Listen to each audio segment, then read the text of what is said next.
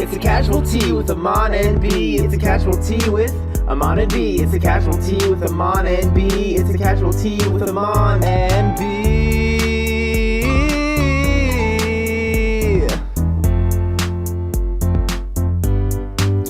It's a casualty.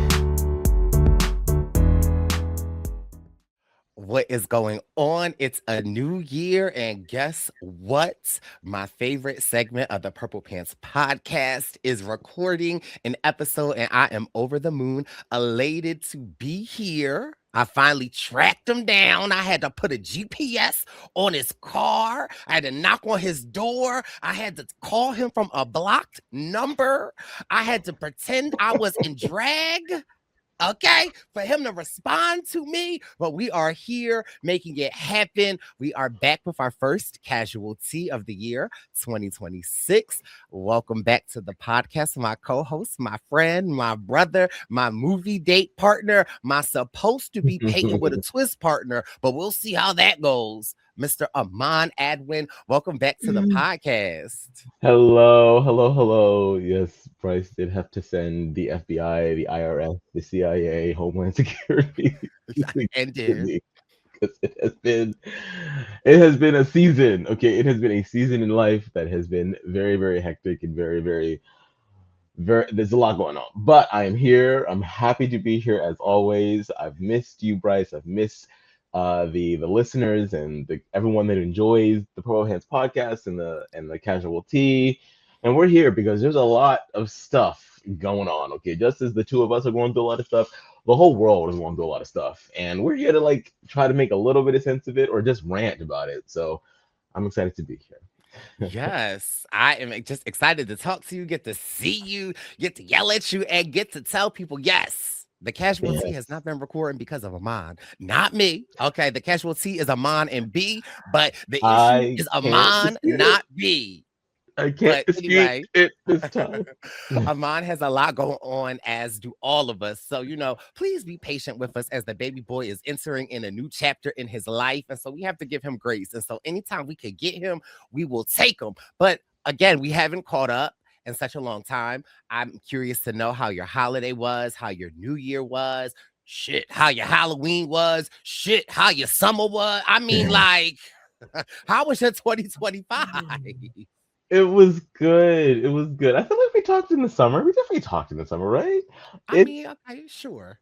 it's been good. Like my holiday was good. I went back down to Baltimore to see my parents, and I spent time with them and my sisters and my newly born nephew, and it was very well needed. I was able to get time off of both of my jobs for the entire for like that whole week, and Oh, that's the wow. longest time that I've had off in a very, very long time. So I was like, oh my God, the rest. This is what it feels like again, to like Mm. be able to wake up for multiple days and not have anything to do. So it was very well needed, and New Year's was good. I did work New Year's Eve, but it was a very, very easy New Year's Eve. The place that I work at, it wasn't super, super busy. It's a bit of an older crowd that tends to patronize it. So, the older people on New Year's Eve, they like to get their dinner and then leave. They're not there for like the whole 5, 4, 3, 2, 1 of it all. And yeah, like New Year's was good, and I'm gearing up to start my nursing program tomorrow as of this recording. So I've just Yes. been like gearing up for that, getting all my stuff together, and I'm really excited. I think 2026 is going to be a really, really good year. I'm hopeful that it will be, and yeah, it's I have no complaints. I'm doing pretty good Yes. right now. Yes, we are claiming 2026 is going to be our year. Wait, what? Are you a Pisces? When is your birthday? February Yes, you're a 24th. Pisces. So all of Mm-hmm. the and Mm-hmm. again, maybe it's just my algorithm, but all of the things that I keep seeing and reading online is like 2026 is like the year of the Pisces. They keep saying like we were under some type Oh. of like 6 year, don't get me to lying. I'm not Gary DeAndre. This ain't the Purple Pants premonitions, but we were under some 6 year something and it ends. It ended. And like, so 2026 is supposed to be our year. So I receive it. It's crazy because over the holidays, I as well, when the Bryce and Wynn Tour 49 ended, I actually had a surplus of time, and my job was like, use it or lose it. And so I said, well, baby, I'm going to use it. And so I Mhm. had like a week off between like Christmas and the New Year. And Aman going to bed at like 2 o'clock in the morning and waking up at like 11:30 a.m. was like the most glorious for multiple days, like, and not just the Mm. weekend. It just brings me back to like the things that I took for granted, i.e., being in high school and like your summer vacation and like staying up till like 5 in the morning, Yes. waking up till 3 in the afternoon. Let me just tell you this: if you are listening and you are in high school or you're in college, enjoy. Take that Yes. time because listen, whew, listen, when you get into the real world, when you get into like those times don't ever come back. Or let me not say that because mine's is going to come back because I'm going to hit the lottery and I'm Yeah. going to be rolling in wealth. But again, this is something that's not on our topic, but something that I also keep seeing on my algorithm. Do you, because you are you're a millennial, correct? Or are you Mhm. Yep. okay, right? So we're both millennials. Have you been reading like the finance reports of like how the millennials are the last generation of like that they lied to us, and like we are literally the last generation of like go to school, get an education, get a job, buy a Follow the house. script. Everything will be good after that. Yeah. And, Yeah. and bitch, it's not. And right, like No. we are like, and they are like, there's so many like statistics and reports about how like the millennials, like we're burnt out. Like we've been working since we were 16. Like Social Security is not going to be there. We can't afford houses. We can't. I always tip my hats to parents because I'm a single man. I have three Mhm. part-time jobs. Okay. I have a Mhm. full-time job. I got two part-time jobs. And if you were to open my refrigerator right now, I have a case of pickles that Wendell gave me. Okay. I'm not lying. I have a case of pickles that Wendell gave me from Costco's. Not Wendell. Yes. Because every time I go over Wendell House, I be eating his pickles because I love pickles. So he got me a case of pickles. I have a case of pickles. I have probably 3-week-old milk and 2 bottles of water, right? Like that's in my refrigerator right now, no lie, right? I don't put my heat on because I don't like my heat bill to go. I'm single. Mhm. I I hear you. and Oh my like I live like I am struggling. So like I look at these houses. I'm on Zillow, I'm on Redfin. I'm like, because I want to buy a house within the next year and a half. And like, I'm looking at some of these houses. Well, you're a lot further along than a lot of us. If you're already like thinking about buying and have the means to do it, then like Well, I go. mean, they got abandoned houses with no doors, no windows for $600,000. Yeah, that's wild. That's wild. Philly, it's wild. Like I don't know if Philly's trying to become the next New York. I don't know what is going on with not only the housing prices but like the renting as well. Like what is going on? Like it is a two-story little row home and you're trying to charge me half a mil for what? There's not even guaranteed parking in front of it. Like what is going Okay. on? And It's it's so ridiculous. crazy because, like, with my job, like, I have to go to people's homes and, like, I deal with a lot of, people over 65. I won't say elderly. And this one woman that I actually was like, not house hunting, but you drive down a block, you see a house for sale, you pull up Zillow, you see the price of the house. And so, like, there was a house across the street of this clients that I was going into. And I was like, oh, this is like because also in Philly, you got the neighborhood, the block, all important. And then so I'm looking and I'm like, oh, okay, I could live on this block. It's like a two-story, 3-bedroom, 1 bath, and it's like $400,000. And I'm like, first of all, the area that it's in, it's an okay area, but $400,000. And so I go in, I do what I have to do with my participant, and then we start talking because I love talking to my participants. That's like kind of like my favorite thing about my job. And I'm talking to this woman, and she's telling me she's lived in her house for 45 years. She bought I'm like, oh my God, it's like I see the house across the street. Now, mind you, the house across the street from this woman, newly renovated, like you know how they do. And it looks nice, but like I go into this woman's house and clearly hasn't been updated since the 80s. However, the bare bones of her house are amazing. Like the floors are nice, it's open. And I'm just, being newsy, like, well, and she's like, yeah, me and my husband bought this as our first house. And she's like, and I'm like, well, can I ask how much you bought it for? And she's like, yeah. And I want to say she said like 1991. She said she paid $80,000. I said, $80,000. She said, yes. I said, well, how much was your mortgage? She said her mortgage fluctuated, but it fluctuated between 300 and she said the most it ever was like $500 a month. I said, what? And mind you, she's like, at that time, $80,000, that was a lot. But like, I'm like, $80,000? And literally, and the house across the street was like $425,000.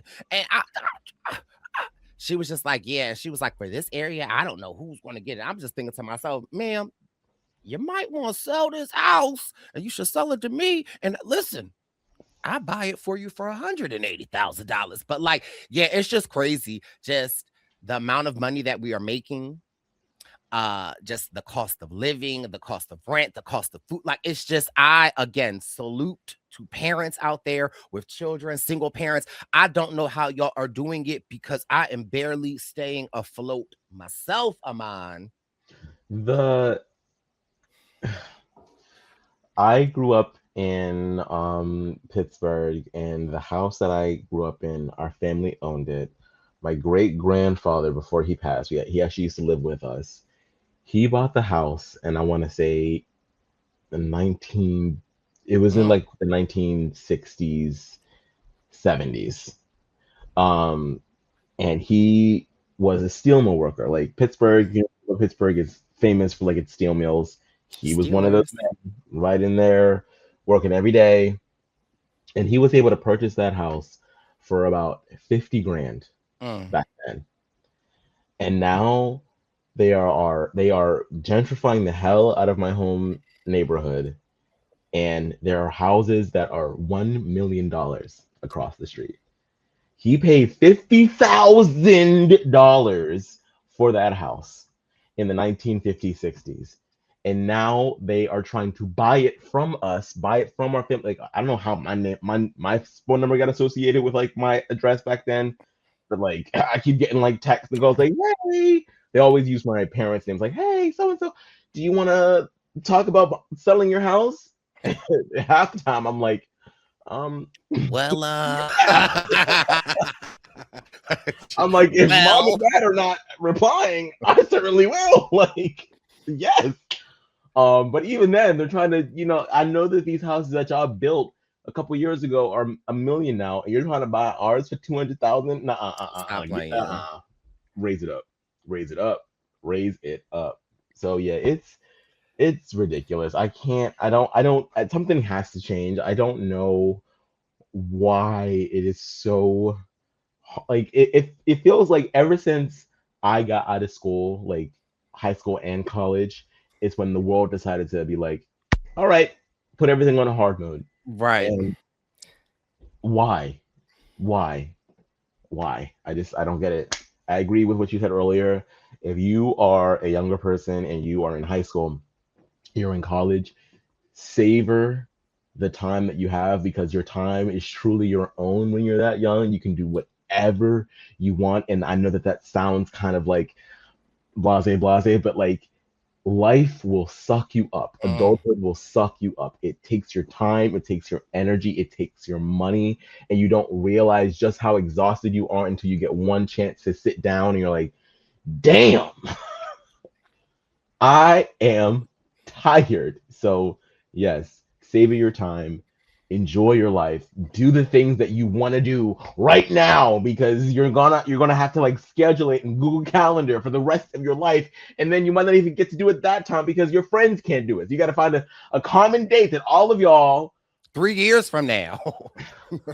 Listen, okay, and I owe an apology So some kids that I went to high school, in my high school, there were some kids that like they were Voltec, right? And like they would Mhm. leave after lunch and they would go like do hair, they would do mechanics, they would do HVAC and different stuff. And I always, and again, this was like 16-year-old They were me. And I used to be hustling. like, Wow. they just want to get out of school. Like, you know, like I admired them because sure, college is the way for some people, depending on what it is that you want to do. But like, if you're a family of mechanics, and like, you Mhm. know,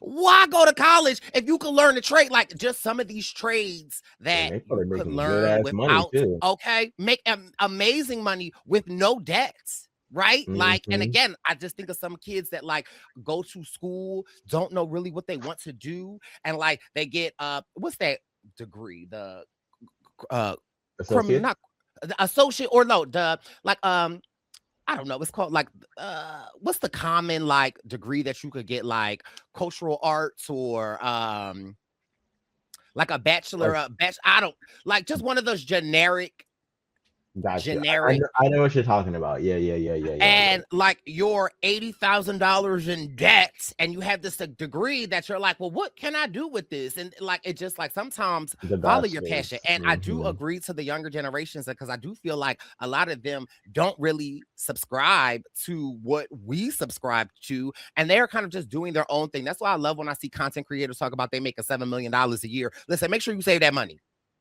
Because I like Again, there are days I feel like I again, it just seems like it was just a big lie to get us trapped into debt and to just get us paying into the thing. But and I'm I so am like so hell bent and focused on getting out of it. Like full disclosure, because I know it's gonna help somebody out there, somebody that's listening. Like, I'm right there with you. I have a lot of college debt, and I absolutely despise it, which is why I've been like working so hard to get out of it. Because like a debt-free life,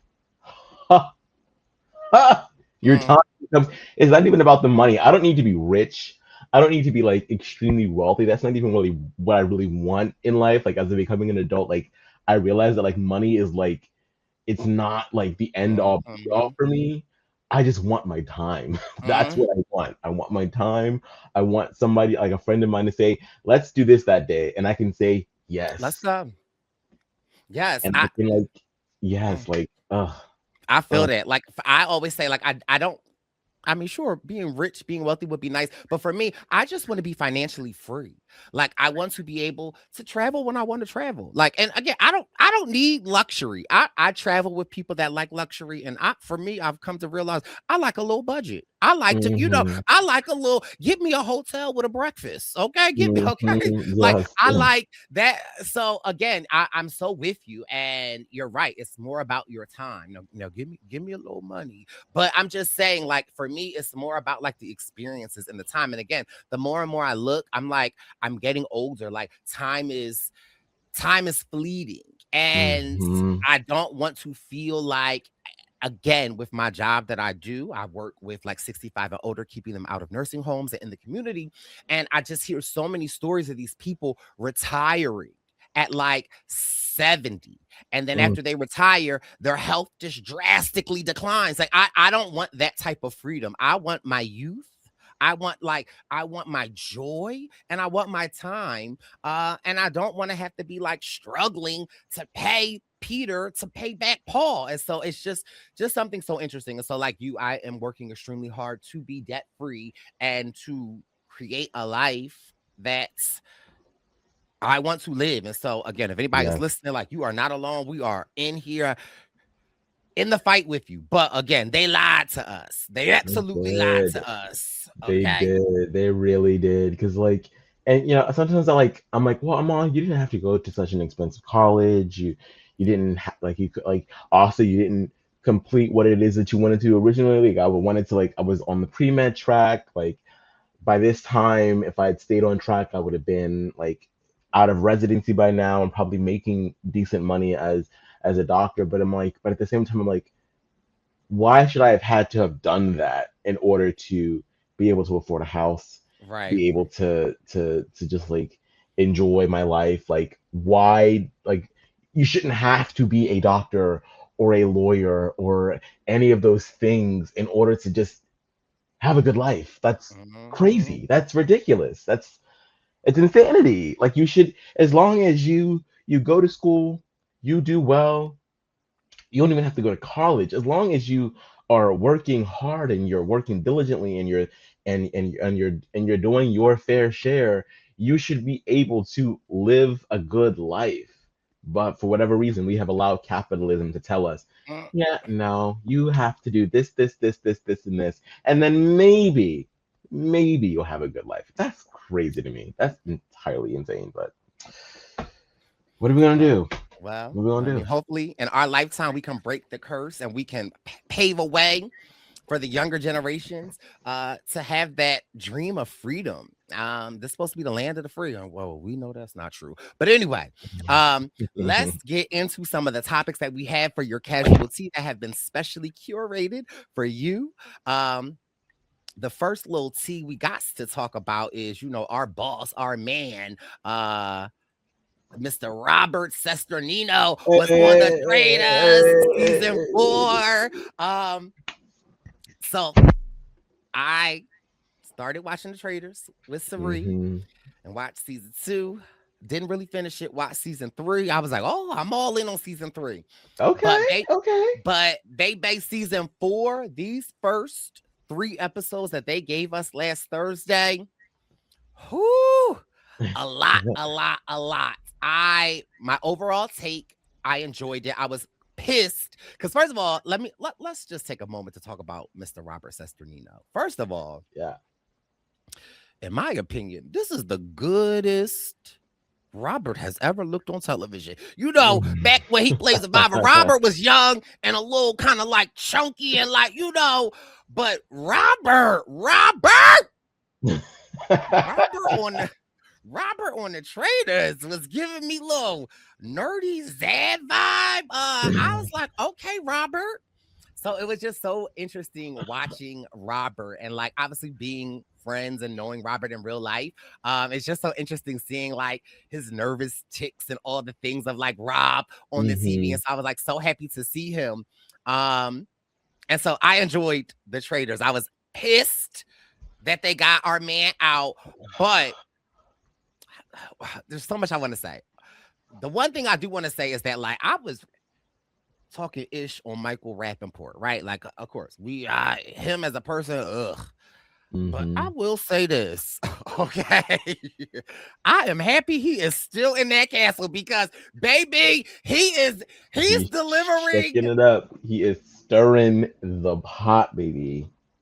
And I am here for it. I don't like him, but I like the oomph that he is giving. And I love the fact that my man Jam Jam ain't playing no games with him. Okay? Stop Hmm. playing with me. I love that Jam Jam is speaking up. I love that Jam Jam is like not scared. I love that Jam Jam is Jam Jam. Like the Jam Jam that I know, that's the Jam Jam that I am seeing on this television.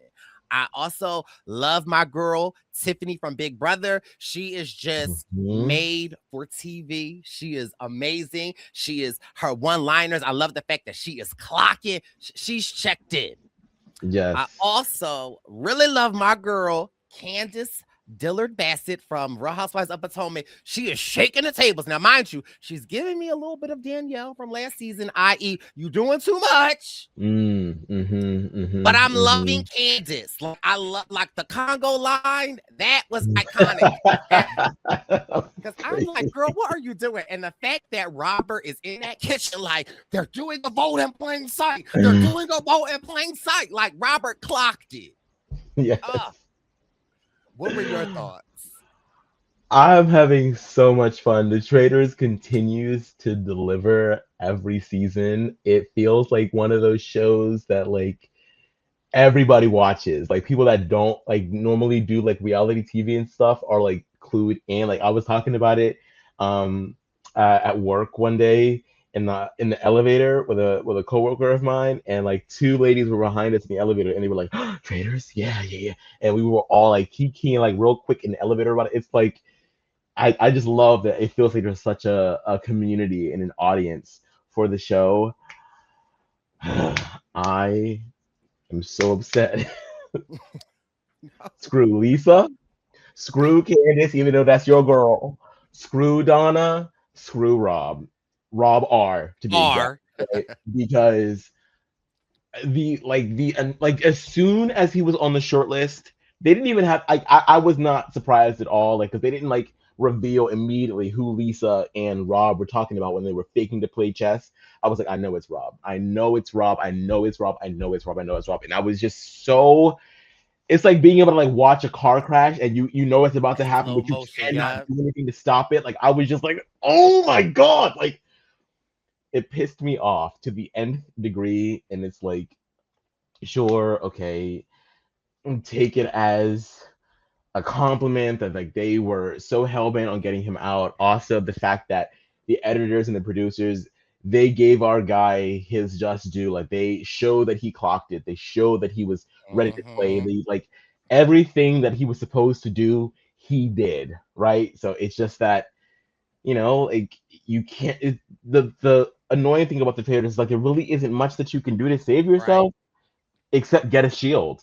And then even getting a shield is so risky because people automatically assume that you're A like tr- a selfish person and they right. want you out anyway. So it's just like, oh, like there was nothing much like what else was he supposed to do? Like he correctly clocked it. I just wish that he would have walked into that kitchen when he was burning. Oh my god, Uh, that is so amazing. I'm so upset about yeah. it.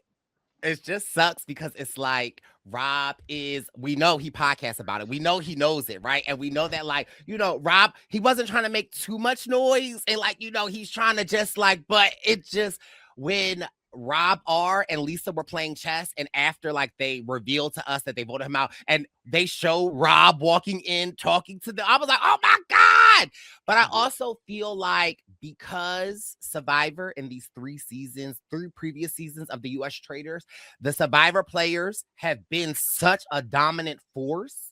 Rob being this older white guy going on to it, they're like, he has to be here for a reason, right? Like they just kind of automatically clock it. So it just sucks. But again, I'm here to tell my baby boy Rob, it's not all bad when you go out early. He did It's not such all a bad great when you go job. out early. This is another thing that I will say, that I was not happy with the Traitors that they picked at first. But then after reading the Mhm. online discussion, I see a lot of people are so happy that they haven't picked like gamers, right? Like that they kind of like are picking like Lisa Renna, Candace Dillard Bassett, Rob R, Donna. Like I Mhm. like the fact that it's not so strategic. It's more kind of based off of feelings. And so I really loved it. I did not like the hidden traitor though, right? Like on that first episode, I wanted to know who all the traitors were, right? Like Yeah.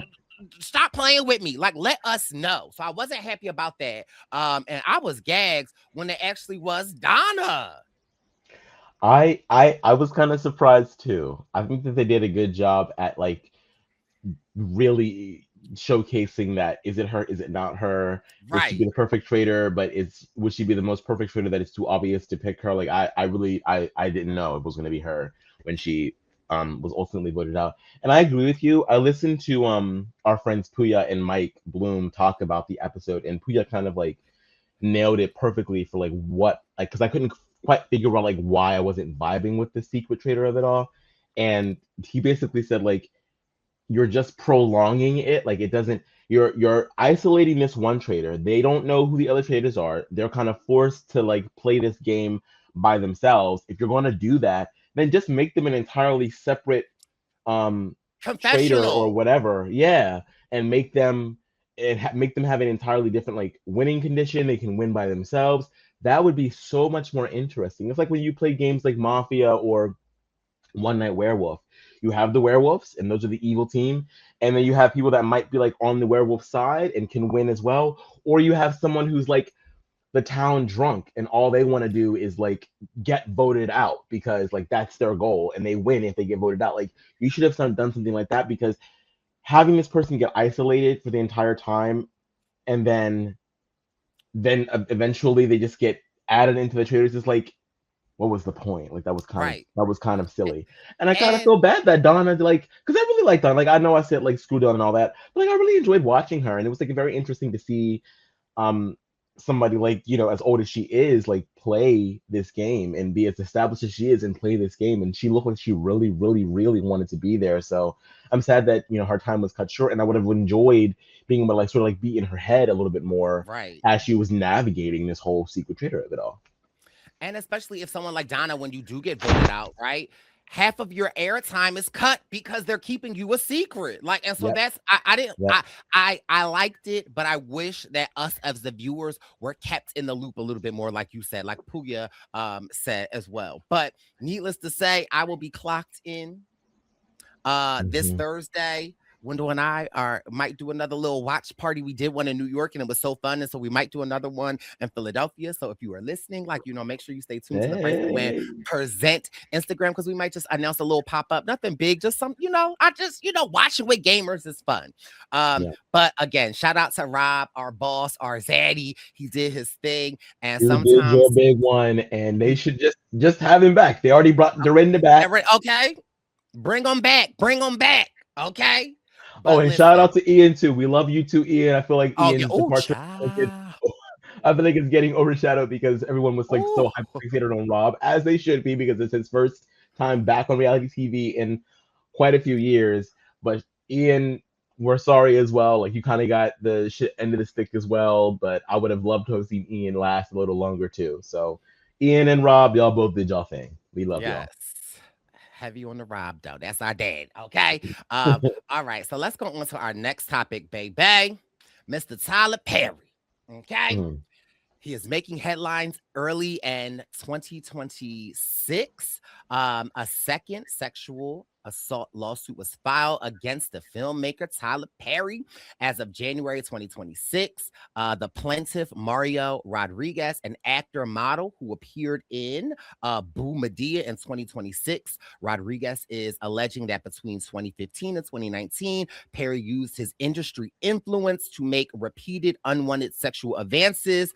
Specifics in the lawsuit claim unwanted touching, groping at Tyler Perry's Los Angeles home, an incident where Tyler allegedly placed Mario's hands on his genitalias, asserted that Perry wanted to take care of Rodriguez for his life if he complied with sexual requests, claims that Perry gave Rodriguez $5,000 on multiple occasions. Now, this is interesting because it comes very soon after another lawsuit that was filed against Tyler Perry on June of 2025 by the actor Derek Dixon, who sued Tyler Perry for, first of all, Mario Rodriguez is suing for $77 million. That's the second one. The first one, Derek Dixon sued Perry for $260 million, stated that Rodriguez stated that because Derek came out with the first lawsuit, it gave him the support and the comfort to come out with the other lawsuit. The other lawsuit is very similar in context. Derek stated that Tyler Perry made unwanted advances while he was at his home. He promised him movie roles. Derek Dixon played on the Tyler Perry's The Oval Show, and Derek also claimed that after he kind of said that he didn't really want this relationship to continue, his character died on The Oval. Now, I want to be clear because I want to distinguish the two, because I really want to talk about this second incident with Mr. Rodriguez. First of all, okay. I was just trying to gather my words, because do I believe Tyler was talking to these men? I do. Yes. Okay. Why? Because like they look alike, right? Like, like it's clear Tyler has a type, if you're asking me, right? And so there's just a lot to this, right? Do I feel like this is a money grab? Absolutely, right? Tyler is worth over $1 billion. He is a prominent Black man in the film industry. We all know and love him. And so do I feel like this is absolutely a money grab? Yes. $77 million. I don't know, right? I also do want to say that, like, we do stand with victims here, right? Like, we believe victims. Yes. Yes. Mm-hmm. Okay, so I won't put Mm-hmm. that out there. But Mm-hmm. these Mm-hmm. allegations, and then like the Tyler Perry's attorney with this second one with Mr. Rodriguez, they shed some light on some text messages that was exchanged between here and there. And so even though Mario is saying that Tyler said, hey, you do these sexual things and I'll take care of you. Well, these text messages that we got from Mario, it looks a little different. It looks like Mario is reaching out to Tyler. Tyler is not responding. Mario was telling Tyler, hey, like I got laid off from my job. I don't have health insurance. I know I said I know I said I'd never ask for money, but, and then he goes on and on and on and on and on and on. And then we see another group of messages where Mario is saying, thank you so much. So it does look like Tyler did give some money. And he's saying, like, Mm-hmm. thank you so much. You changed my life. You know, you really helped me in this time of need. I appreciate you. I wish I don't have the money to pay you back, but like when I get it, I'll pay you back. And we do see a response from Tyler, like, hey, good to hear from you. I'm happy it helped. No need to pay me back. I just wanted to make sure that you were good. Like very boom. Mm-hmm. And Mm-hmm. so, Mm-hmm. eh, So for me, I agree with you. I'm like, was there maybe some type of, and this is all alleged. I'm like, we're not the authority on this case. This okay, is where people try to come just a for us. casualty. Do I believe that Tyler kind of probably engaged in like a flirtation with these gentlemen? Yes, I do believe that. Just just based off of like The you know, looks, as gay black men, we kinda can be like sometimes, can I right? just also say this, Aman? Anybody, this is my thing, and then shut me up because I don't want to talk over you, but because I'm just so happy to have you here. But Mhm, anyone that watches Tyler Perry's movies from Medea to anything, mhm, mhm. we know what them men actors look like. They have a type, and they're not known for their acting. Let's just say that. Go off, Aman. I'll And be quiet. they kind of like remain Oh, in the Tyler Perry cinematic universe, if you will.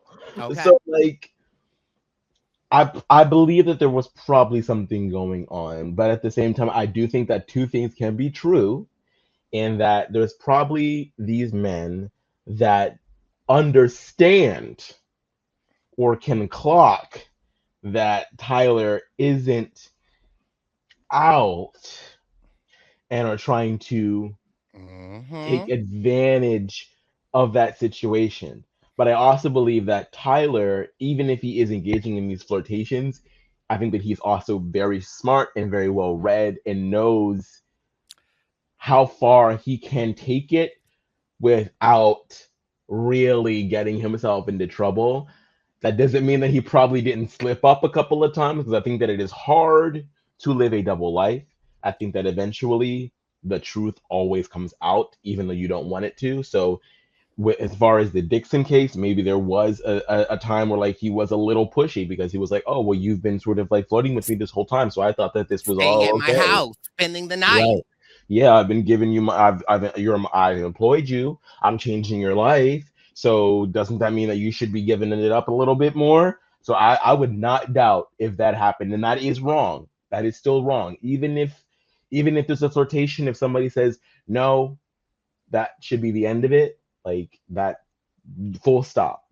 Um as far as this newer case, it does appear to be a little bit more of like a, well, I've kind of got you a little trapped here, and now that someone else has already done it, let me just hop on the bandwagon and try to see what I can get. It doesn't mean that like Tyler never made this gentleman uncomfortable at one point, but I don't necessarily know if it amounts to the tune of $77 million. That Okay. sounds crazy right now. And Absolutely crazy. you're right. Because when you read the lawsuits, and again, like the first lawsuit with Derek, right? Because Derek provided some text messages in the first lawsuit of like Tyler Perry sending him photos of him like with a life jacket on next to a jet ski, like, oh, look at that handsome man by the boat. Hmm. And Derek responding, like, wow, that view looks great. And Tyler Perry was like, comment on the handsome, like very cringy, weird Yeah. messages. Okay. Yeah. And so, Yeah. like, for me, I don't, again, 260 million and 77 million for like a sexual assault and harassment. Like, that's just false. Like, what they are doing, like you said, Aman, is weaponizing his sexuality. Tyler Perry is worth $1 billion. We in the gay community have our own opinion on Tyler Perry's sexuality, and he has not chose to disclose it with the world, and so that is that. And so it appears as if these men are weaponizing the fact that he is not out, and clearly it must be Mhm. something that he struggles with. And so they are waging these lawsuits, and I'm sure Tyler got wind of them before they came out, because you Mhm. could settle out of court, and Mhm. it's a shakedown. Like, I'm assuming that they thought, hey, if I do this, these text messages, they're gonna come out, they're gonna know you was going after these. Especially with like the whole thing going on with like Epstein and Harvey Mm-hmm. Weinstein, they probably are trying to capitalize on this rush to this. Like, I feel like it feels like the public has like a thirst for blood when it comes to people that are sexually manipulating and exploiting other individuals. It feels like public opinion would be on their side. And Right.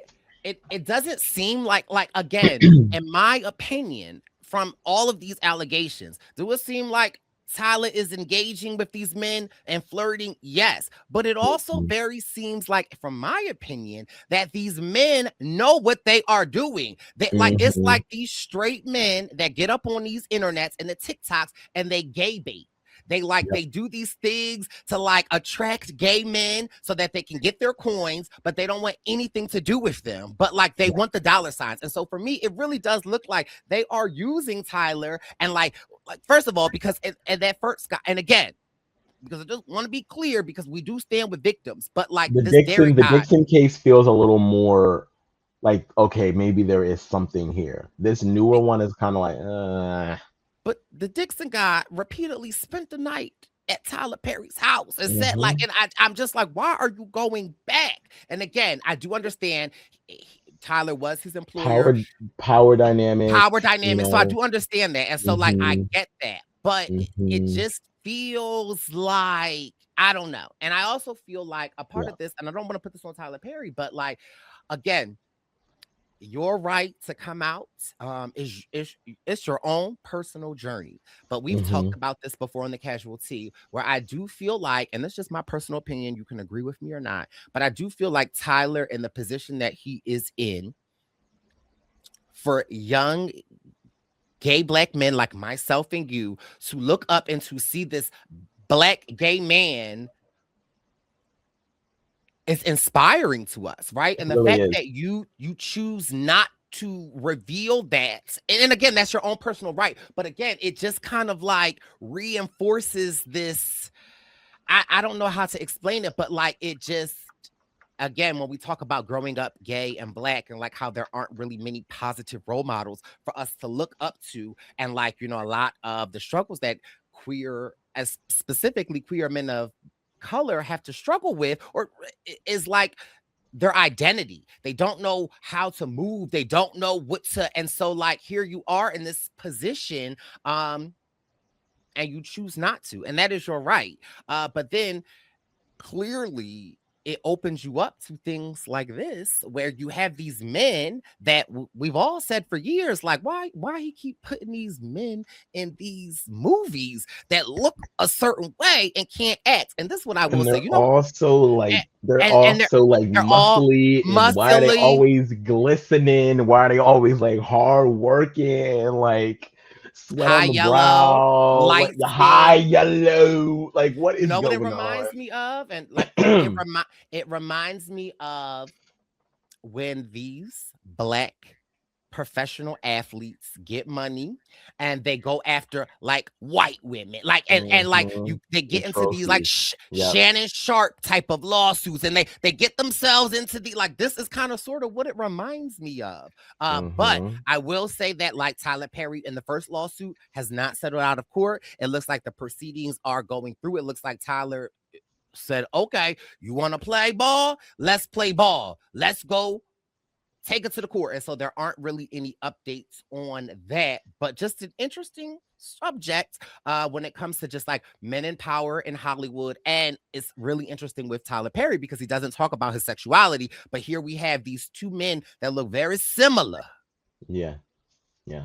Coming out and saying very similar things about their jobs, about like, their relationship with him. And at the very least, Tyler, what I would think of a man of your stature, an NDA. If you think you are flirting with these men, if you think like, where is the NDA? Like, Yeah. protect yourself. Yeah. Yeah. It's like I always question. I always have those questions when like this kind of stuff happens in the media. I'm like, you are so wealthy. You have so many resources at your disposal.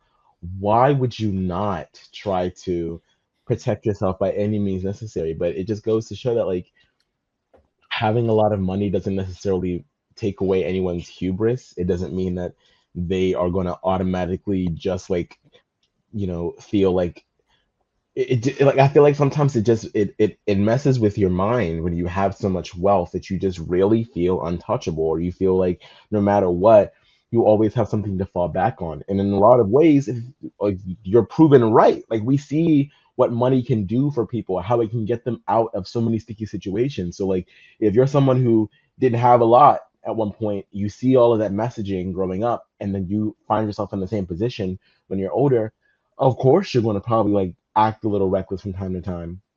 I don't know. It's unfortunate. Like I admire Tyler Perry. Like you said, like I think that he is a fixture within the black community, within the black gay community, even if he's not saying he one of us. And like like it's you know what his son's name is? What? Aman. Ah, Spelled the same way. The okay. exact same way too. So like when I was younger, like my grandmother would be like, I'm gonna say, because you know how grandmas are. They're so like, supportive of everything that you want. And when I was like hardcore acting and singing, like he's like, oh, I'm gonna send these videos in to Tyler. Like he's got a son named Amon, so like he's gonna your stuff is gonna stick out. And like she sent over like so many, like I don't know where she was sending them to. She said she was sending it to Tyler Perry, but I don't know what that actually means. But yeah, just he's always been sort of like an ever presence in my life as someone who was interested in show business at one point, like what hard work and discipline can really do for you. And so I don't want to believe all the things that are coming out about him, but it's also kind of like not surprising, right? Like we've seen these kinds of stories play out all the time. I would say for you, Tyler, like either come clean about what you got going on, Mm. or at the very least, take more measures to protect yourself. And just like, again, you have so many resources to your disposal. You don't have to employ the men that you're interested in. Mm. You could literally go anywhere. You can come to Philly and you can find plenty of them. And you can just engage in whatever you want to engage in, have them sign a little piece of paper, and go on about your merry business. Okay, you don't have to employ them. Or maybe it's that power I, thing. Maybe he just like really likes being maybe. in power over these people. I I would never I would never talk, Tyler. Okay. I, Hey, I will I would be a never. sugar baby. Okay. Okay, I Uh will keep all your secrets. I won't tell yeah. your Your secrets. secrets are safe with me. Now, my last final thought on this is, again, like we said, we stand with victims. We stand like, but ultimately it really just makes me feel sad for Tyler. And Mhm. again, reading these text messages specifically from the Derek guy, those text messages were so cringe. And those text messages kind of gave lonely, Yeah. seeking attention from someone. And ultimately, it just really made me feel bad for Tyler in the sense of like, take all of this the case everything away. For me, it just shows that like you are a sexual person, like many of us are, and like you want love and affection, and you have maybe isolated or you backed yourself into this corner, and you don't know where to go from there, but like you have this attraction. And so just ultimately it made me feel bad for him. And I just felt like if you lived in your truth, if you were to like, I'm sure there are plenty white and Puerto Rican men that would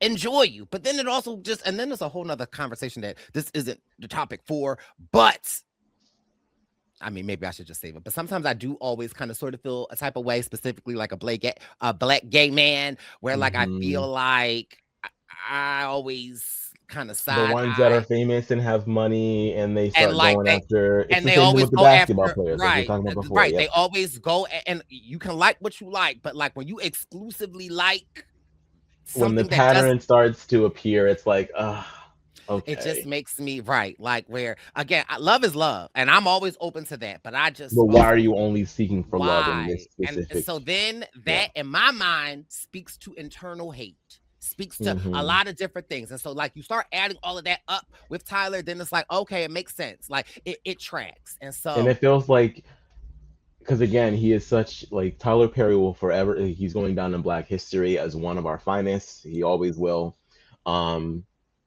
But it sort of like makes you question it kind of makes you think, is all of the stuff that he's doing a little bit of overcompensation for internalized hate, right? Like, he has employed so many Black people, he's made quite a few Black people stars, he's revitalized quite a few Black people that have with their careers, he's named things after Black people that would never happen. Like Cicely Tyson has a studio named after her now because of Tyler Perry. So again, like I say this with the message that like he has done a lot.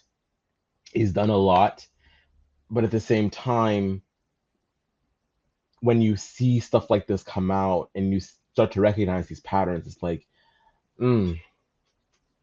what's really going on there? And like, I don't know, maybe it's a deeper philosophical question as to whether or not, even if he is struggling with these things, these internalized hate, does it really matter? If like does that take away from what he's done? Maybe it doesn't. I don't know. That's up for you to decide individually, but I don't know. It's just a question that you ask yourself, and it's just interesting to watch. It's just interesting.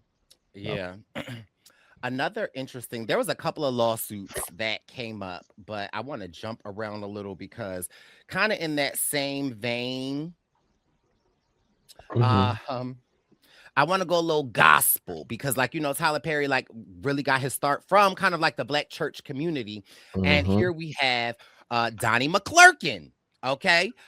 You don't know Donnie McClurkin. He is a world-renowned Black gospel artist. Your Black grandmothers, your Black aunties, we know we fall down, but we get up.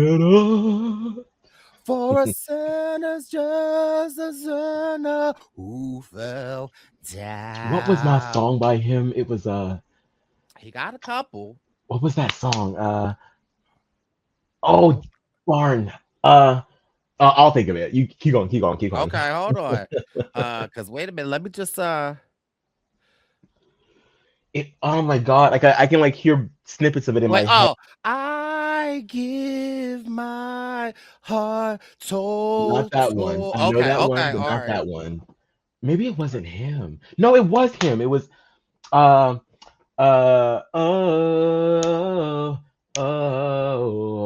the words? Listen, gather round, because I got something that you can use. Okay. I'm gonna search it.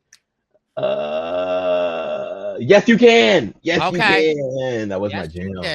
Okay. Well, he is a pastor. He is a prominent figure in the Black clergy. And in January 2026, a civil lawsuit was filed in New York against the Grammy Award winning gospel singer and pastor Donnie McClurkin.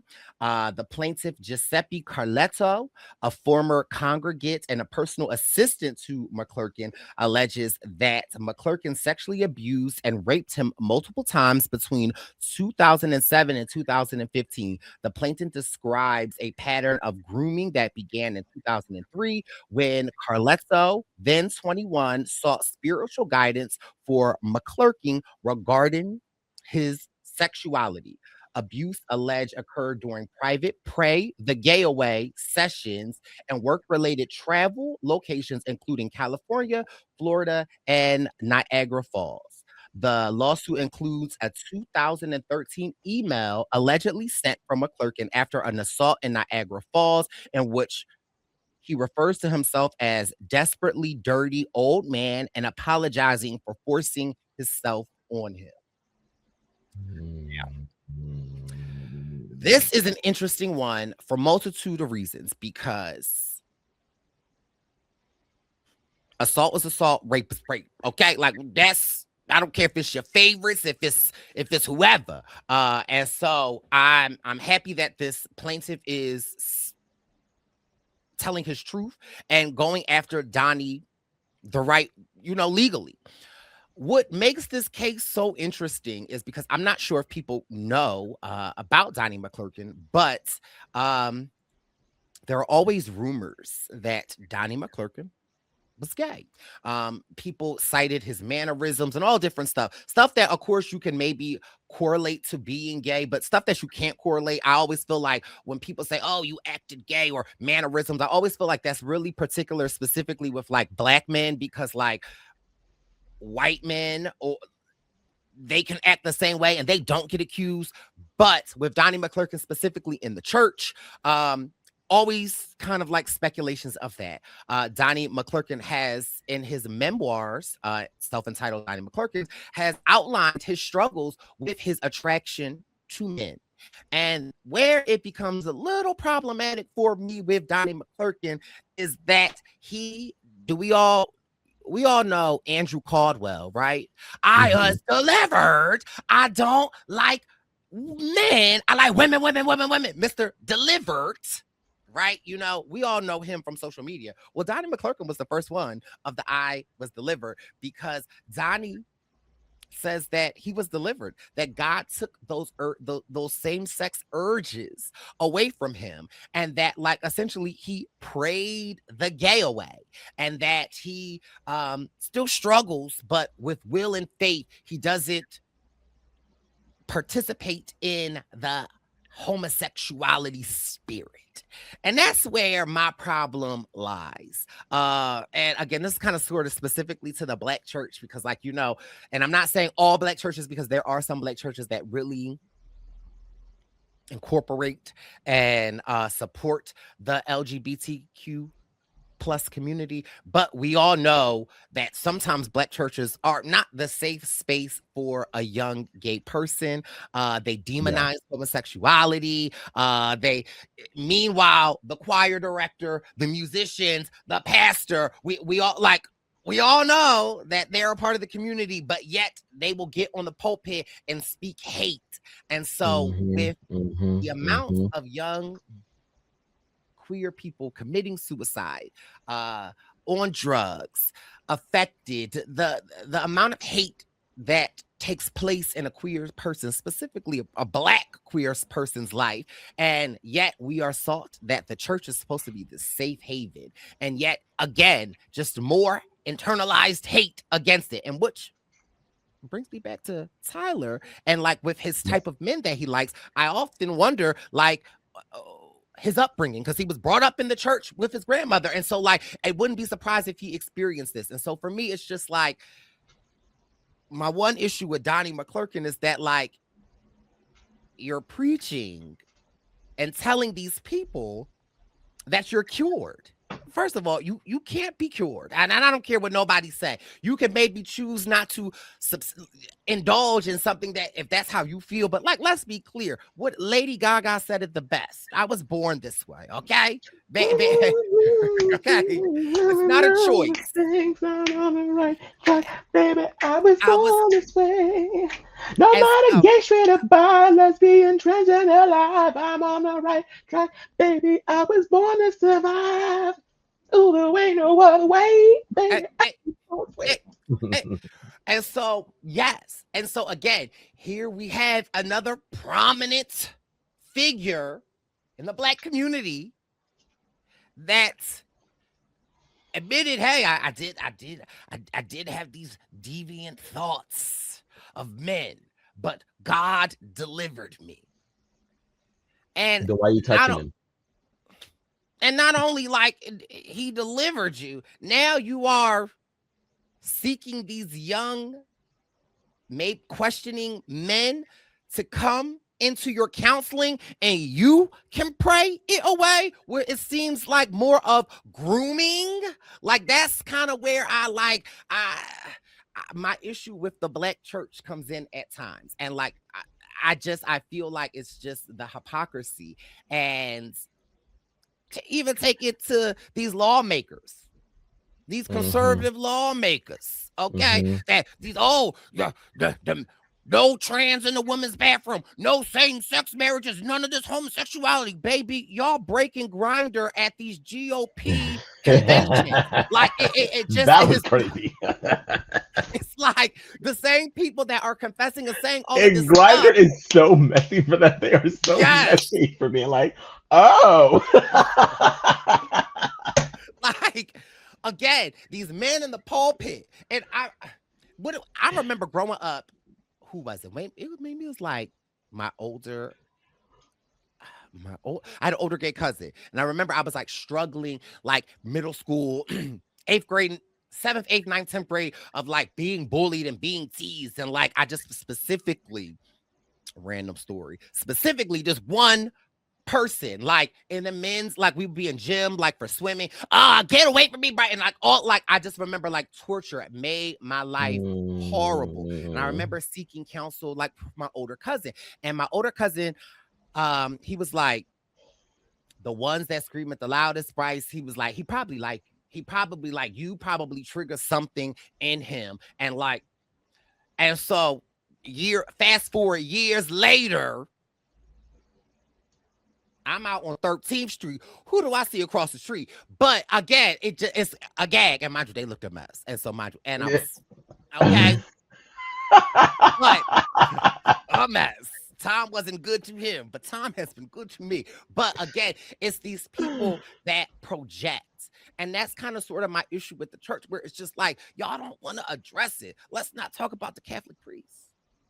Yeah. Like and so although yes, we do love Donnie McClurkin's music, and he has been a staple in the Black community. I'm happy that his accuser, Giuseppe, is speaking out, Yeah. because it's like clearly you ain't prayed a gay away, Donnie. Yeah. You prayed, you just prayed it over to you even more so. It just breeds so much like the church, like it it's so hard. It's so hard being Christian and being gay because everything that you're taught growing up is that like you're cursed, you are living a life that is undesirable, unacceptable, you will burn in hell for all of eternity. And it like that kind of like hearing that kind of stuff does something to you though. Mm-hmm. It really messes with your mind, and you really internalize a lot of that and start to believe maybe they're right. Maybe this is a struggle that I'm going to have to deal with for as long as I live, and I have to work Mm-hmm. towards like not engaging. And then you get a little older, and you learn a little bit more about yourself, and you learn a little bit more about the world, and you start to develop your own opinions outside of like what you're spoon fed, and you start to question it. But it's hard to unlearn the stuff that you learned as a kid. Like it's hard to deprogram yourself. And so you start seeking the love and affection that everybody Mhm. deserves in undesirable ways. Undesirable, unhealthy places because you don't feel like you are worthy. I was having this conversation the other day. I also correlate this type of behavior, Aman, to the HIV and AIDS rates so rampant in the Black community because of the Mhm. hatefulness that comes from the church, right? Where it's like, we got to pray it away. You're going to hell, right? That's what they're teaching us. They're not teaching us safe sex. They're not teaching us, like, health practices. And so therefore, when you don't love yourself, you're taught that you're going to hell. What do you do? And you still have these desires. And if you were to act on them, you are uneducated. You might be taken advantage by an older person not using protection. Like, this is why it is so important. And again, when we talk about representation, and I was just explaining, like, why sometimes it frustrates me with a person like a Tyler Perry. And again, you're right to whatever to come out, but like, we need positive examples. I say this all the time. Like, growing up, like, I remember specifically, like, my mom having like the safe sex talk with my brothers and condoms, and like, I remember, like, my mom has never had that conversation with me. Like, and I'm blessed that I had like a village around me that, like, I was able to learn different things, but people don't know. People No, don't people think you can't get anything because it's anal sex. Like, and again, this is where it kind of it's comes actually from. more likely that you get it because of anal Okay, sex. it's this internalized hate. And then let's talk about the DL community, like, in the sense of, like, where, like, you have these men that might be masculine presenting, and, like, the way that people look at them, and it just reinforces itself. And I'm sure it is the same in other communities, but I just feel like, specifically in the Black community, Black It's a men are specific held to a flavor very and different hmm standard. hmm And we have these instances of these people in the church and in, like, the world, that, like, it just, it is just so hard for us, and why representation is just so important, not just to live your life and to be free and to love who you love, but it's to keep you alive. If you are yeah, uneducated, I yeah. can't tell you, when I worked in child welfare and I dealt with, like, teenagers that were like sex workers, boys, Mm. and, like, I can't stop you from doing what you're doing, but, like, are you using protection? And, like, the lack of knowledge that was not there, it's Mm. crazy and it's astounding. And so this is why I say Mm. it's so important. And then people look at church as a place of refuge. And you go to church and you're being told that you're going to hell. And then you got this, in his words, creepy old man trying to pray the gay away from you, and it's groping you. And so It's again, it's such a nasty, vicious cycle. It's so unfortunate. It really is. It really is. and And so that's why I I wanted to don't know. put this on the docket, because I don't feel like this lawsuit is very different than the Tyler Perry's lawsuits, and I feel like I'm not seeing enough outrage Hmm. from the Black church. I'm seeing a lot of people kind of treat this like, oh, it's a money grab. Oh, I'm like, are y'all not reading what this man is saying? This man sought counsel in the church. This man believed what y'all was telling him and wanted to be healed, wanted to be delivered. Yeah. And And you then sit upon that, only further confusing. Like, what do you think that's going to do to him now? Like, he goes to the person that he believes can help him, and then now he's taken advantage of, and then so like now where does that leave this person? Now he's just even more confused. The person that's supposed to help him only indulged in whatever it is that he's trying to escape from. Now he's and that only like reinforces that this is bad and it needs to be a secret. So now he not only is already struggling with it internally about like being gay within itself, but now he's getting the messaging that like you can be gay, but like now you have to keep it like this secret, this thing that you and this hold on power to. dynamic, this pastor, this, that's what I'm saying. And this isn't the only Black, first of all, at them Black church conventions, the grinders be going crazy too. And this isn't the first Black pastor. When y'all get some time, Google Bishop Eddie Long. Eddie Long, who that? Bishop Eddie Long, another one of these pastors that rebuked the homosexuality and all of this stuff, and sending gym photos and workout shirts to his young parishioners. Like it's just a cycle. And again, you can't pray gay away. You can't cast this. And Oh, he's also, a mega church leader. Oh, listen, and let's not be confused. In the 60s, they sent people away to convergency camps where they they put electricity through your veins to get rid of the gay. And a lot But of those people unfortunately unalived themselves after. Yes. But meanwhile, we could direct your choirs. Yeah. Meanwhile, we could sit up in your pulpit. Meanwhile, they're saying the same thing about TD Jenks too. Okay, well, I can swallow. Have you ever been swallowed up? Have you ever? I don't know the allegations about him, but listen. But here's my thing. It's like, so you can pray the gay away, but for the church's problems, I can tithe and offer. Okay, you can take my money like that. That's and again, just something about organized religion and church. Like again, I have my faith and I have my belief, but I did have to step away from the church in some of their practices because it just, I don't know. Yeah. Interesting. And so I felt like, with this Tyler Perry lawsuit and then with this Donnie McClurkin lawsuit, I wanted to bring it to the casualty. Would love to know and hear your thoughts about it. But I do want to get to another topic that is very important. And I do want to be clear when we say her name, Renee Nicole Good. On Wednesday, January 7th, an ICE agent fatally shot Renee Nicole Good, a 37-year-old U.S. citizen and mother of 3 in South Minneapolis.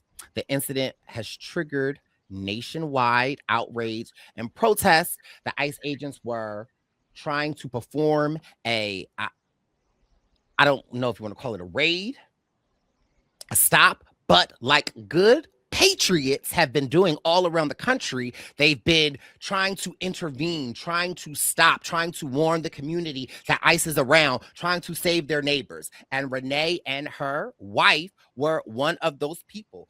They tried to use their car to block the ICE agents from getting in. Renee and her wife had words with the ICE agent, the killer, Jonathan Ross, and they were asking Renee to move her car. You can see in multiple angles of the video, Renee has turned her wheel to the right. The ICE agent is videoing and newly released footage that they have put out. We can see the ICE agent holding his phone in his left hand, videoing the confrontation. You can see in the reflection of the mirror, he switches to his right hand, already pulling out, unleashing the holster in his gun. As she turns away, he puts 3 shots in her head, fatally killing her, and says effing bitch. And it sparks this outrage to why ICE is even here, what they are actually doing, and who is training them. Who is first of all, they're so desperate for people. You get a $50,000 bonus for signing up for ICE. And again, what I just feel like is Gestapo, like the Nazis. You think about that time, the book Anne Frank. People hiding in the attic, these people coming door to doors. It might look different, but my, does it feel very much the same? A marginalized community, police empowered by the regime, going after, rounding up. Last I checked, if you are a U.S. citizen, you don't have to show your paperwork. Where are the warrants? And they are in these cities going after hard-working people that contribute to the community, that pay taxes. And we have patriots like Nicole. And yes, not patriots like January 6th. I'm talking about actual American patriots who are standing up. Renee Nicole Good. And trying to spin it like she was driving her car into the agent. Now, correct me if I'm wrong, Aman. I just always was taught and understood, lightly understood, I'm using air quotations, that like deadly force was the last result. And that I've read and I've heard that like if a police officer is outside their car and that someone is trying to get away in their car, like they're supposed to let them go. Like we're not supposed to shoot and kill you. Like what? I just get confused at that, and it's like again, just think of the mindset of this man that if this person is in the car and they are turning their car, getting away from you, and you feel so empowered that I'm gonna not one, not two, not three, and again, like if you want to shoot anything, this is just me. What do I know? Maybe I shoot the engine. Maybe I shoot the tire. Like I just am confused. And the people that are support this ICE agent's decision, like I don't understand it.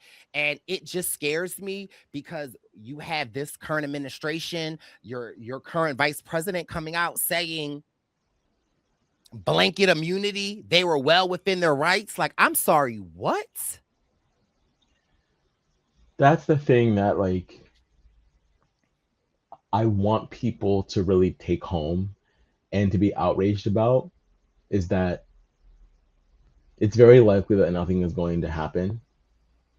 And if that comes to pass, what that spells for the rest of us, that you can lose your life unlawfully That's been on happening. video and nothing will happen because they're ICE agents that don't have to show their face, that don't have to show their badges, that don't have to have a warrant, are able to just come into your communities in the name of evicting all of these illegals, and you can protest, get in their way, try to obstruct, and you can die and nothing will happen. It is illegal to shoot into a moving vehicle. Full stop. It is illegal to shoot into a moving vehicle. The video clearly shows this ICE officer doing that, and you have the vice president of the United States saying that they are immune.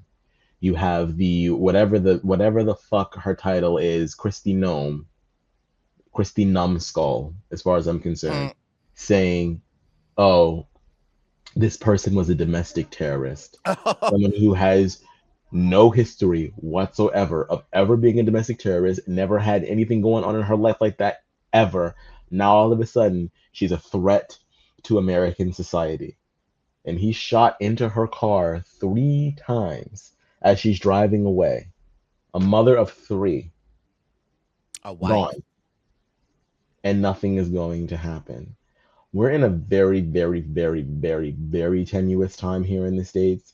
And I think because we are so used to things working themselves out in the long run, that we don't, I think that we have like been deprogrammed to resist, to understand that the society that we live in now can go away at any given moment. Like it is so like people get so desensitized to the violence and the shit that they see in the news and think it'll work itself out.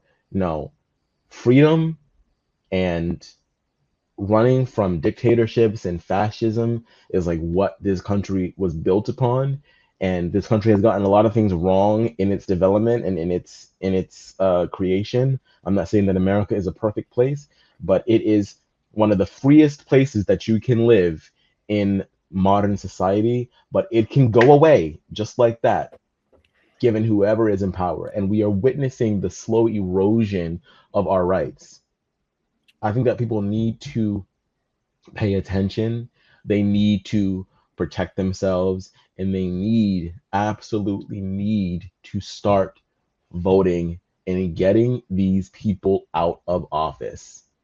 The vice president of the United States should not be going on national television and saying that this person who shot and killed a wife and mother of 3 deserved to die. Christy Nome should not be getting on national television within hours of this lady being killed, calling her a domestic terrorist. This is absolute insanity. Insanity. Like, ever since Trump got here, ever since 2016, we have been living in a nightmare. And it gets worse and worse and worse and worse with each year that passes. You blink, I could go into a coma tomorrow, wake up in 2028, and we would be in an entirely different country. Assuming we even have a country at that point. Like, my prayers go out to her family, to her kids. I wish the absolute worst on that ICE officer. Um, I wish him pain and suffering. I don't know if he'll get it, but that's what I wish upon him. Um, For me, it's just we ain't making enough noise. I'm not here. Like we're not loud enough. Right? Like I a get. 50,000, like you said, a $50,000 sign-on bonus, and they shortened the amount of time that you need to be in training to be an ICE officer. So you're just grabbing random people off on the street and saying, "Hey, come work for the regime." 50K. And again, clearly they're not trained because if you watch the video, yes, Renee's wife, Renee's wife and this ICE agent, they're going back and forth. Clearly, they're getting under his skin. And clearly, we see this is a reaction to him getting pissed off, not him fearing for his life. And then after the 3 shots, you say F and B? Huh? We are living in some scary times. And again, I used to think for us to engage in war, I used to think for us to have acts of war, we needed Congress's approval. Again, a lot of things just like, again, I don't want to fear monger or whatever, but like, But it's not even about that. Like, I feel like I'm seeing all people with similar opinions always prefacing their shit with, "I don't want to fearmonger," and I understand why people feel the need to say that, but it's not. I feel like when we say that, it's still sort of like putting a little bit of distance between us and what's actually going on. Do not like, do not believe what your eyes are seeing. Like, you're not crazy, you're not fear mongering, you're responding to what is actually happening in front of you and knowing that it is wrong. When that little voice that sits deep down in here that says that was fucked up, that was weird, listen to that voice. Like, you're not crazy for wanting to listen to that voice. So again, when you start seeing people that are talking about impending civil war or impending political unrest or the slow erosion of American society, those aren't bombastic like terms to use. Those aren't outlandish. You're witnessing what is happening in real time, and the reason why these things do happen in history every single time, if you look at how how countries fall, how empires fall, it always starts with stuff like this. Every single time, every single instance in history, it always starts with this kind of shit. So if we don't collectively decide that enough is enough, I don't know. And the ones that are subscribing to this bull crap, the ones that are on the side of this ICE officer, on like all these Trump and MAGA people, or just people that want to watch the world burn, you're a part of that world too, honey. I don't know why you think that you're going to end up winning in the end as well. Because if they can do it to her, they can do it to you. It doesn't matter. It doesn't matter. That is the point here. It does not matter who you are. If Trump turning on his last vice president when they were outside the Capitol building saying hang Mike Pence wasn't enough for you, I don't know what will be. Baby. I don't know. I don't know, man. Yeah.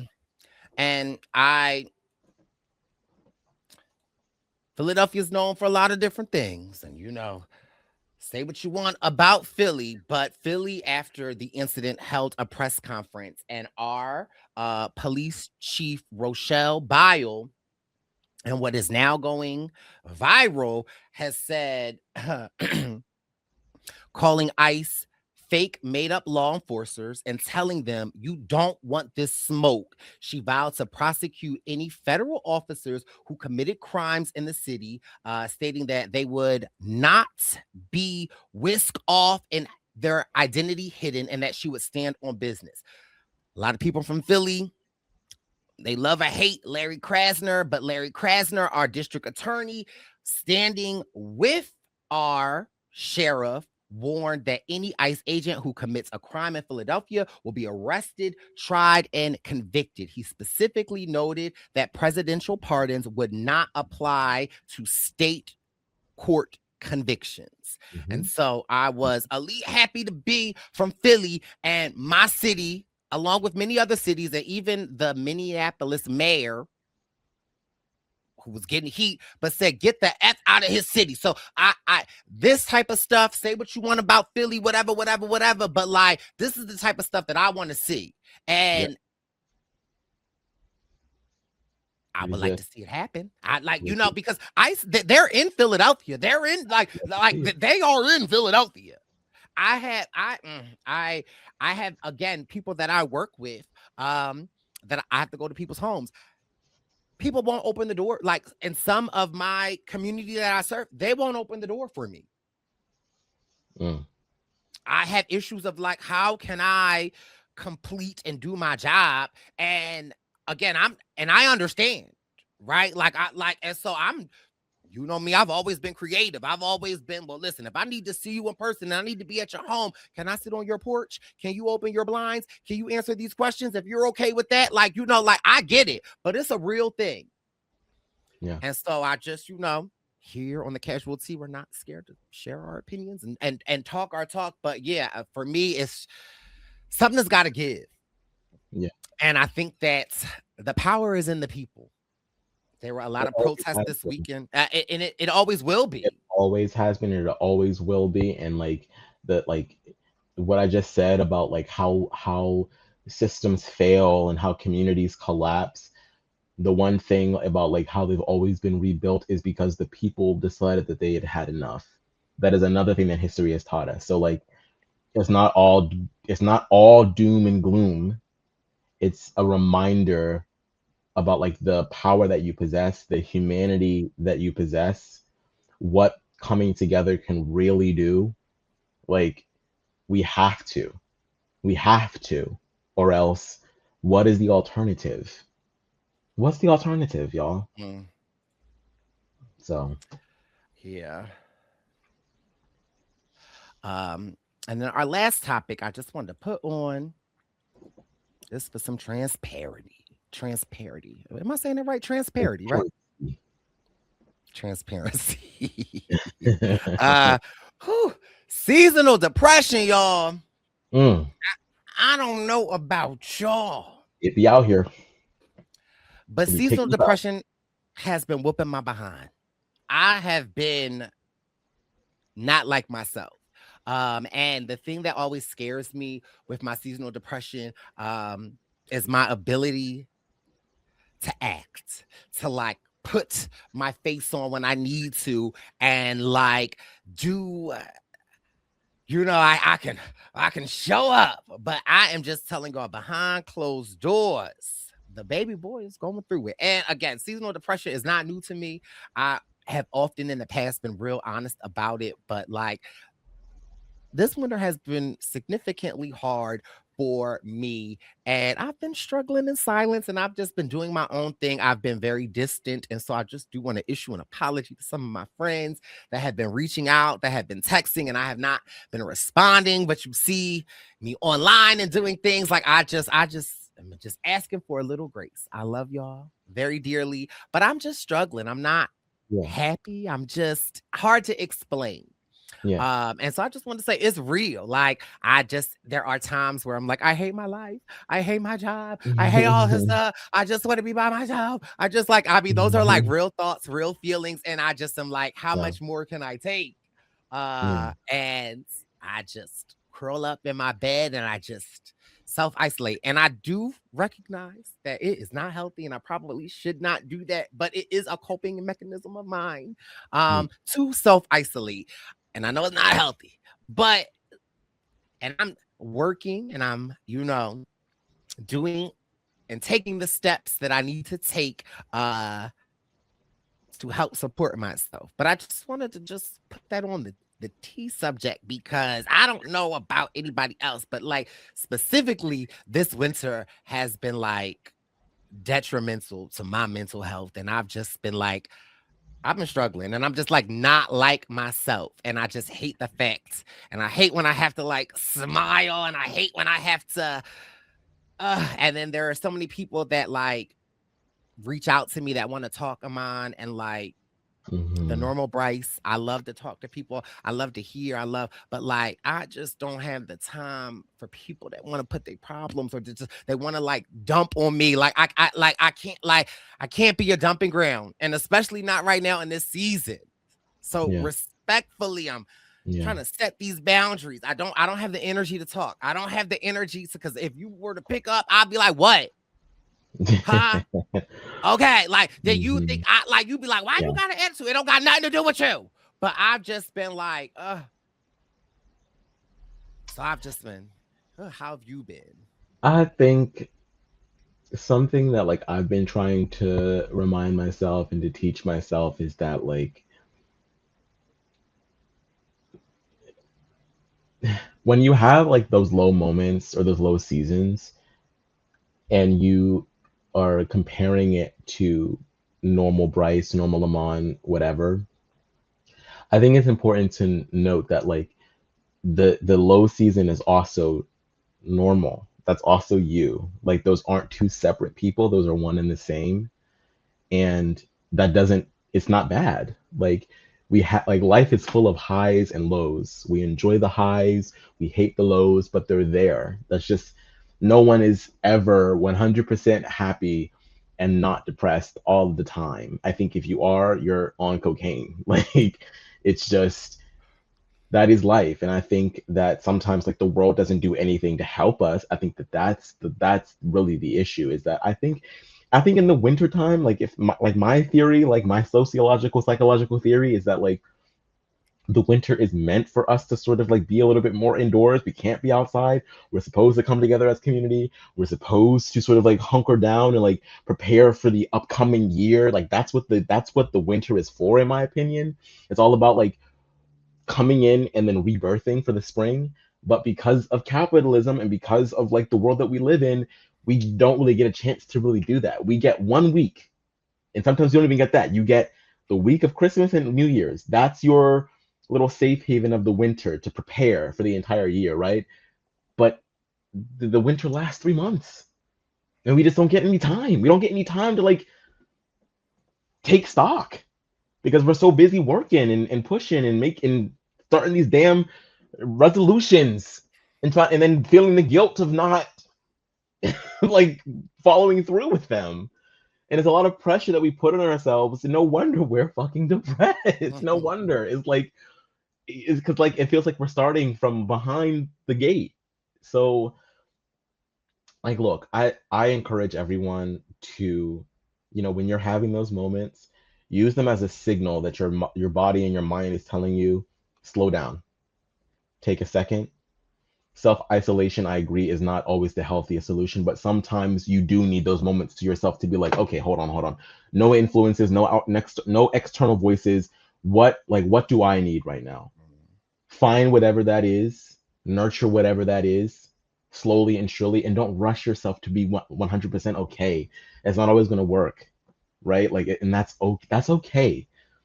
Seek therapy if you can afford it, whether that means talking to friends and family and loved ones, or if it means professional help. Whatever you can do, find that community, and just be patient with yourself. Like, it's okay. It is okay to be depressed from time to time. It is okay. It does not mean that you're broken. It does not mean that something is wrong with you. It just means that your body is telling you to slow down.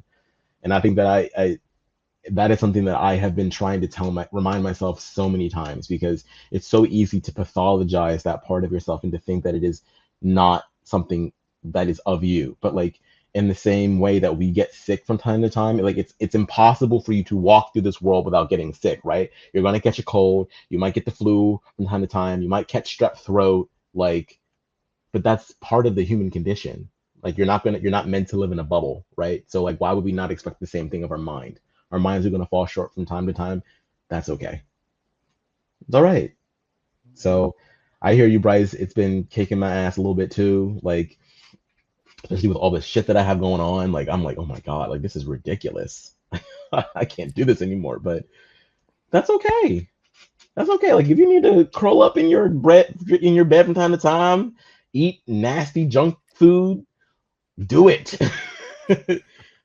Do it. Just take care of yourself, and that's okay. That's okay. I agree. Well, thank you for that, Aman.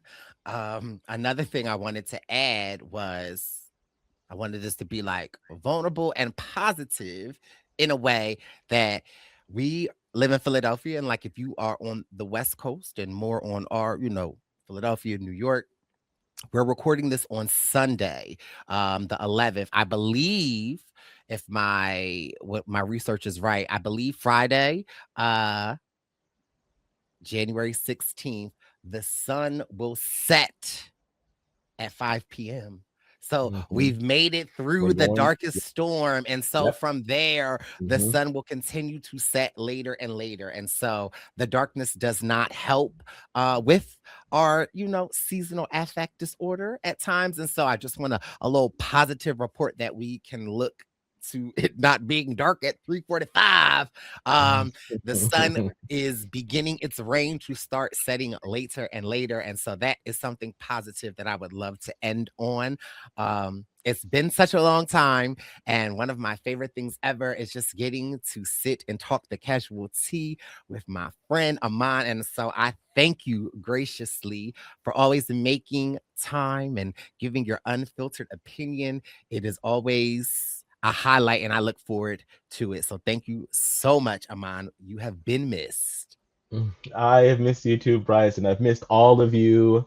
And we appreciate, as always, everyone that spends a little bit of their day with us. And if we could have offered you any guidance or any just like cathartic venting energy, we're glad to do it. I'm always glad to sip some casual tea, honey. Yeah. Yes. What have you been up to? Where can the people follow you? I know Drag Race is going on. What's going on with all of that? Let the people know. Yes, you can follow me everywhere at Aman Adwin. Yes, me and Beth are back for season 18 of Drag Race. Liana will not be joining us throughout the majority of the season. She has a lot of things going on. Liana is busy, honey. She's a woman in science, okay? So she's got a lot of stuff to attend to. So she'll pop in from time to time, but primarily it'll be just me and Beth with a few rotating guests throughout the season. So yeah, you can check us out over there at We Know Reality TV/Drag Race.